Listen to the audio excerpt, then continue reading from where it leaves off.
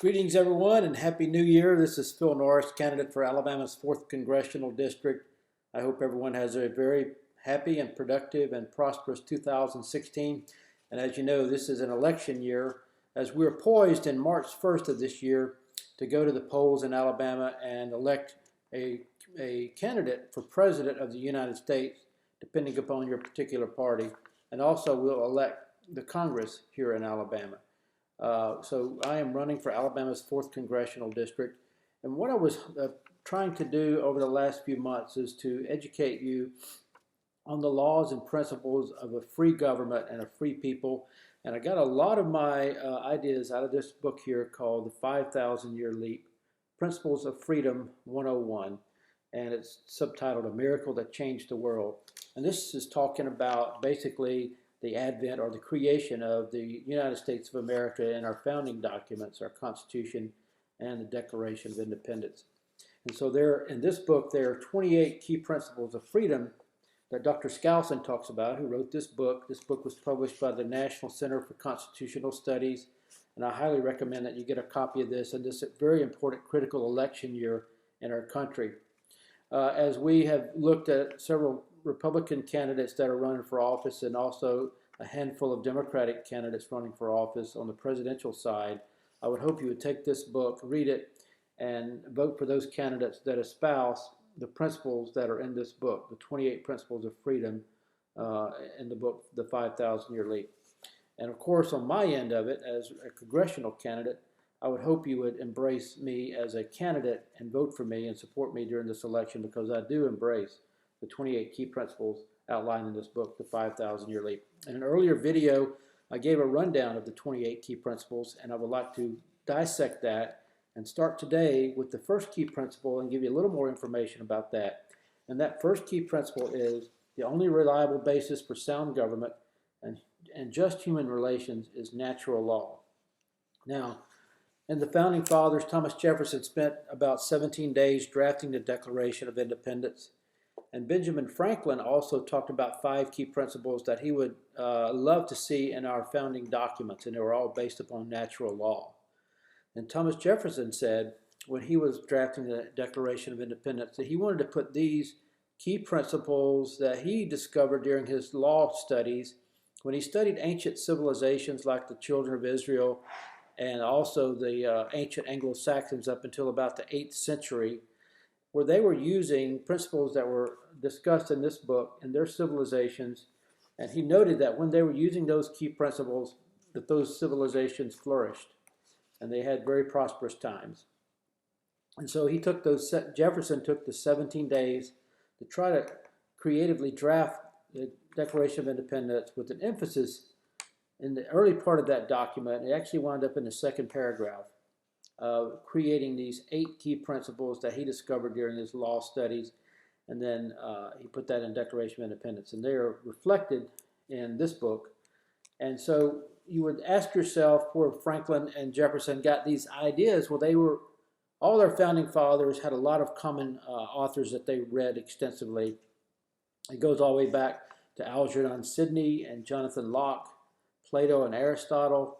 And one key principle writer was Cicero, who was up until about 43 BC, before Christ was born, and he was executed as part of the days that Julius Caesar was executed, because he was the chief Roman lawyer, basically, chief Roman counsel. And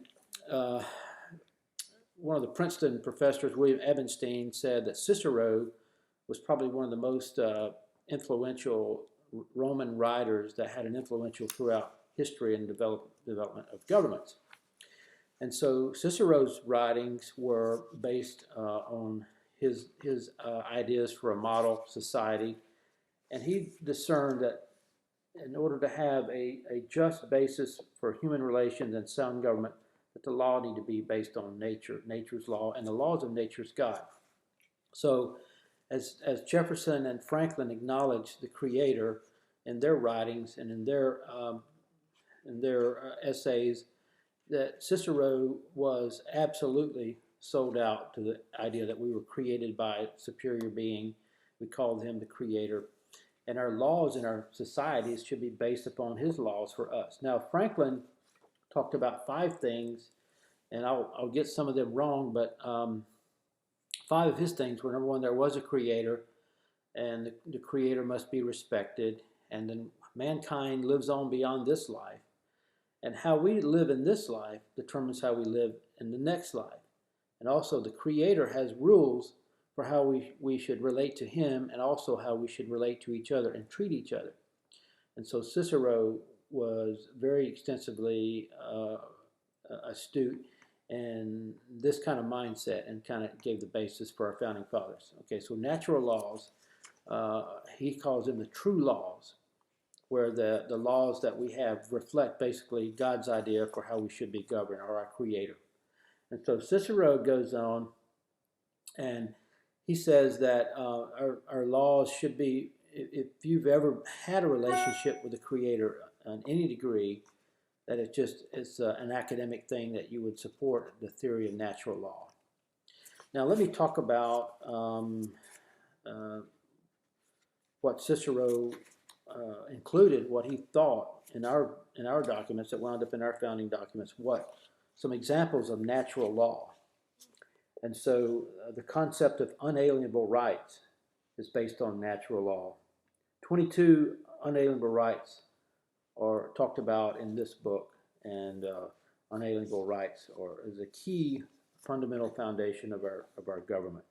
Unalienable duties is based on natural law, and the concept of habeas corpus is based on natural law. Limited government based on natural law. Separation of powers is based on natural law. You see, these are starting to show up, and you say, oh, I remember all those from my training back in high school or whenever, or my studies or my reading. And these were all based on natural law, and they were, and Cicero was an advocate of these and wrote about them. Checks and balances in our government. We have the three equally shared powers of the 3 branches of government, and they have checks and balances against each other. The right of self-preservation is based on natural law. The right to contract is based on natural law. So you can see just a few of the examples of what Cicero said was the way we should base our government. And so our founding documents wound up reflecting that attitude and those key concepts. So okay, that was key principle number 1 in the 28 key principles of freedom. And just to remind you what that was, is the only basis for sound government and just human relations is natural law, and it's based on our God, our Creator, and His laws for us. And so that's the only way we can have a successful and free society, if we base our laws on nature and nature's God. Ladies and gentlemen, I hope you have a prosperous 2016. I hope you educate yourself on the issues. I hope you consider voting for me in Alabama's 4th Congressional District. I espouse the concepts that are in this book, The 5,000-Year Leap, and the 28 Key Principles of Freedom. And I would hope you would consider voting for me, and I hope you would get someone to go with you to the polls. Instead of sitting on the sidelines this election, get people to vote. My name is Phil Norris. I'm candidate for Alabama's 4th Congressional District, and I approve this message.